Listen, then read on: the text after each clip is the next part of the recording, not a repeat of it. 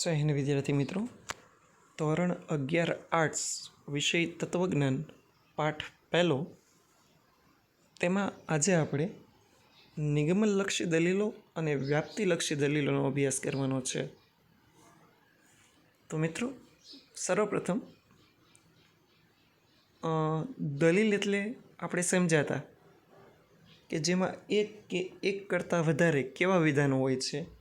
આધાર વિધાન અને ફલિત વિધાનની સંખ્યા કેટલી હોય છે? માત્ર એક અને એક. તો એવા વિધાનોના સમૂહને શું કહેવાય છે? દલીલ. તો હવે દલીલના બે પ્રકાર છે. એક છે નિગમનલક્ષી દલીલો અને બીજું છે વ્યાપ્તિલક્ષી દલીલો. તો એની વિશે અભ્યાસ કરીએ. આપણે જોઈ ગયા કે પ્રત્યેક દલીલમાં આધાર વિધાન કે વિધાનો અને ફલિત વિધાન હોય છે. ફલિત વિધાનની સંખ્યા એક અને આધાર વિધાનની સંખ્યા એક હોય, 2, 3, 4 નક્કી ન હોય એને કેટલી હોય.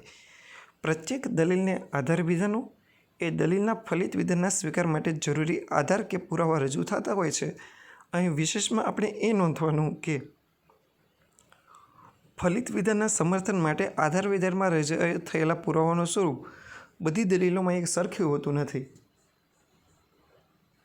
આપણે ટૂંકમાં એવું યાદ રાખવાનું કે ફલિત વિધાન એ પરિણામ છે અને આધાર વિધાન એ કારણ છે. ફલિત વિધાન જે પરિણામ છે એની માટેના કારણો દર વખતે એક સરખા હોતા નથી, એવું અહીં કહેવા માગે છે. નીચેના ઉદાહરણ જોઈએ આપણે. દાખલા તરીકે પહેલું ઉદાહરણ, સર્વ માણસો ભૂલને પાત્ર છે. સર્વ એટલે કોની વાત કરે છે? કે બધા માણસો ભૂલને પાત્ર છે. જયદેવ માણસ છે, એથી જયદેવ શું છે? ભૂલને પાત્ર છે. એટલે મિત્રો, આની પહેલાંના લેક્ચરમાં આપણે જોયું હતું તેથી એનો અર્થ એ થયો પરિણામ. આવા શબ્દો આવે તો એને આપણે ફલિત વિધાન ગણવાનું. તો અહીં ત્રીજું કયું છે? ફલિત વિધાન. અને પહેલાં બે કયા છે? આધાર વિધાન. પછી બીજી દલીલ, મહર્ષિ રમણ ભારતીય છે. મહર્ષિ રમણ તત્વચિંતક છે. તેથી એમ ફલિત થાય છે કે મહર્ષિ રમણ ભારતીય અને તત્વચિંતક છે. એટલે અહીં પણ પહેલાં બે આધાર વિધાન અને ત્રીજું ફલિત વિધાન. પછી ત્રીજું, શુક્ર ગ્રહ છે અને તે ગોળ છે. મંગળ ગ્રહ છે અને તે ગોળ છે. પૃથ્વી પણ ગ્રહ છે અને ગોળ છે. તેથી સર્વ ગ્રહો ગોળ છે. મિત્રો, અત્યાર લગી આધાર વિધાનની સંખ્યા ઉપરની બે દલીલમાં 2 હતી, પણ અહીં જે ત્રીજી દલીલ છે પહેલાં 3 આધાર વિધાન છે અને ચોથું તેથી સર્વગ્રહ ગોળ છે એ ફલિત વિધાન છે. અને ચોથી દલીલ, લોખંડ ધાતુ અને ગરમ કરવાથી ફૂલે છે. સુવર્ણ ધાતુ છે અને ગરમ કરવાથી ફૂલે છે. ચાંદી પણ ધાતુ છે અને ગરમ કરવાથી ફૂલે છે. અને નિકલ ધાતુ છે અને ગરમ કરવાથી ફૂલે છે. તેથી સર્વ ધાતુઓ ગરમ કરવાથી શું છે? ફૂલે છે. જેવી રીતના રોટલી ચડી જાય એવી રીતના આ પણ ફૂલે છે. હવે અહીં નિગમનલક્ષી દલીલ અને વ્યાપ્તિલક્ષી દલીલ એટલે શું એ આપણે જોઈએ. તો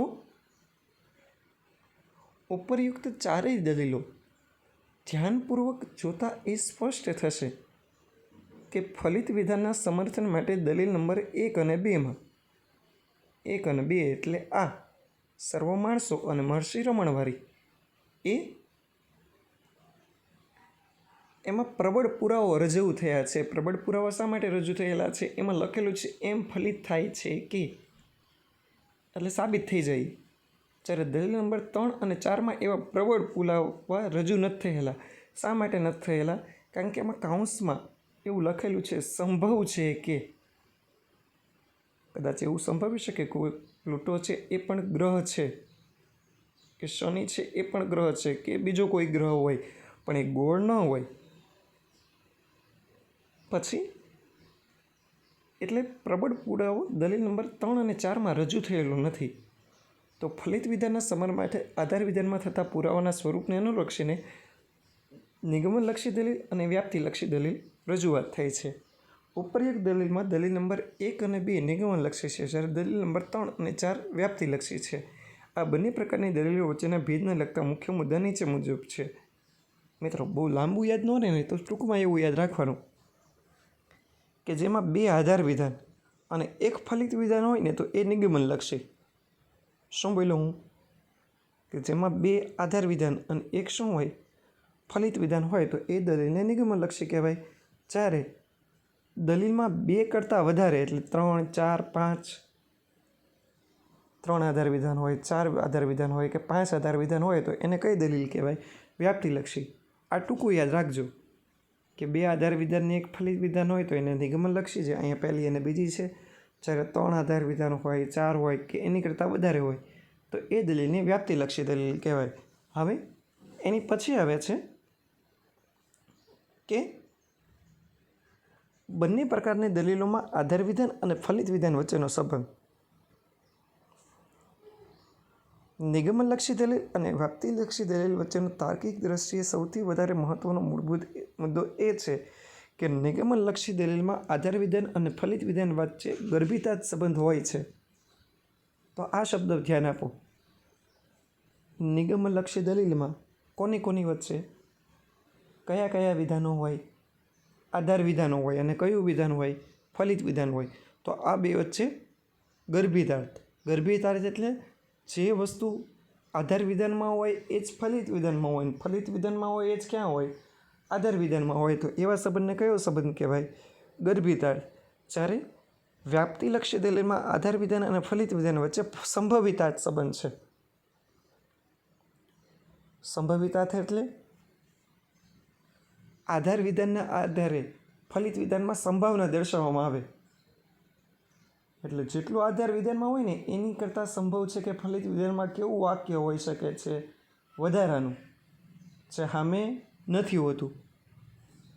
હું તમને 2 સંબંધ પાછા એકવાર રિપીટ કરી દઉં. ગર્ભિતાર્થ સંબંધ એટલે જે વસ્તુ ક્યાં હોય? આધાર વિધાનમાં હોય એ જ ફલિત વિધાનમાં હોય, ફલિત વિધાનમાં હોય એ જ ક્યાં હોય? આધાર વિધાનમાં હોય. તો એ દલીલને કઈ કહેવાય? ગર્ભિતાર્થ.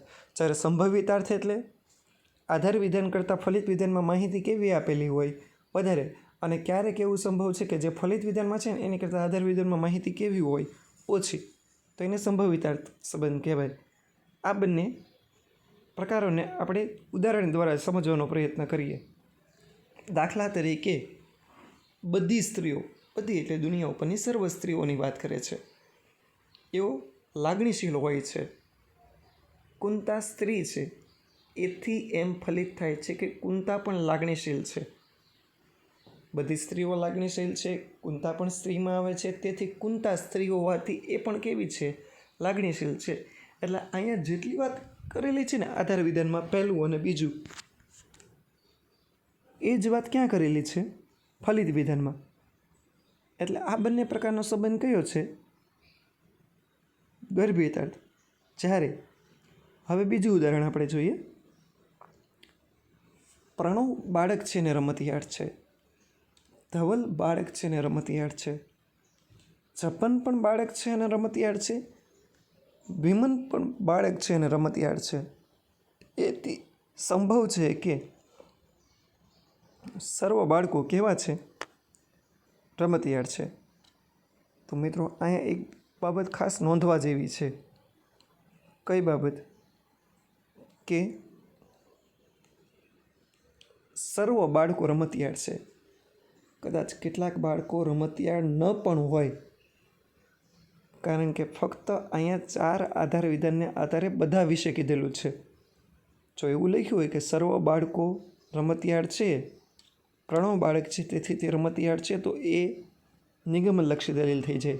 પણ અહીં તમને કેટલા ઉદાહરણો છે? 4. અને 4ને આધારે સંભવ છે કે બધા બાળકો રમતિયાળ છે. પછી આગળ જોઈએ. નિગમનલક્ષી દલીલનું પ્રથમ દૃષ્ટાંત જોતાં એ સ્પષ્ટ થાય છે કે નિગમનલક્ષી દલીલમાં ફલિત વિધાનમાં જે માહિતી રજૂ થયેલી હોય એના આધાર વિધાનમાં ગર્ભિત રીતે સમાયેલી હોય છે. એટલે જે બાબત ફલિત વિધાનમાં આપેલી હોય તે જ બાબત ક્યાં હોય છે? આધાર વિધાનમાં. અને આમ નિગમનલક્ષી દલીલનું ફલિત વિધાન આધાર વિધાનમાં ન હોય તેવી કોઈ માહિતી આપતું નથી.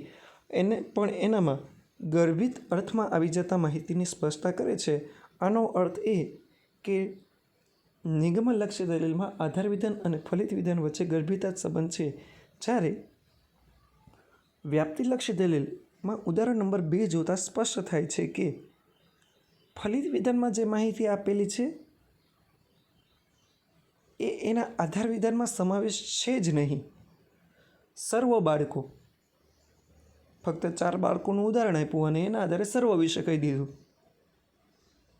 આમ વ્યાપ્તિલક્ષી દલીલમાં આધાર વિધાનમાં આધાર લઈને પણ આધાર વિધાનમાં રજૂ થયેલી માહિતીની મર્યાદા વટાવીને વધારેની માહિતી આપતું ફલિત વિધાન તારવવામાં આવ્યું છે. આમ હોવાને લીધે વ્યાપ્તિલક્ષી દલીલમાં આધાર વિધાન અને ફલિત વિધાનની સંભાવના, એટલે જેટલી આધાર વિધાનમાં માહિતી છે એની કરતાં વધારાની માહિતી ફલિત વિધાનમાં આપેલી છે, એટલે સંભાવના દર્શાવેલી છે. તેથી તેને સંભવિતાર્થ સંબંધ કહેવાય છે. આનો અર્થ એ કે વ્યાપ્તિલક્ષી દલીલમાં આધાર વિધાન અને ફલિત વિધાન વચ્ચે કયો સંબંધ છે? સંભાવના દર્શાવતો સંબંધ છે. તો વિદ્યાર્થી મિત્રો, આજે એટલું રાખીએ છીએ. કાલના લેક્ચરમાં આપણે બંને પ્રકારની દલીલ વચ્ચે સત્યતા અને અસત્યતાનો સંબંધ છે એનો અભ્યાસ કરીશું. જય હિન્દ વિદ્યાર્થી મિત્રો.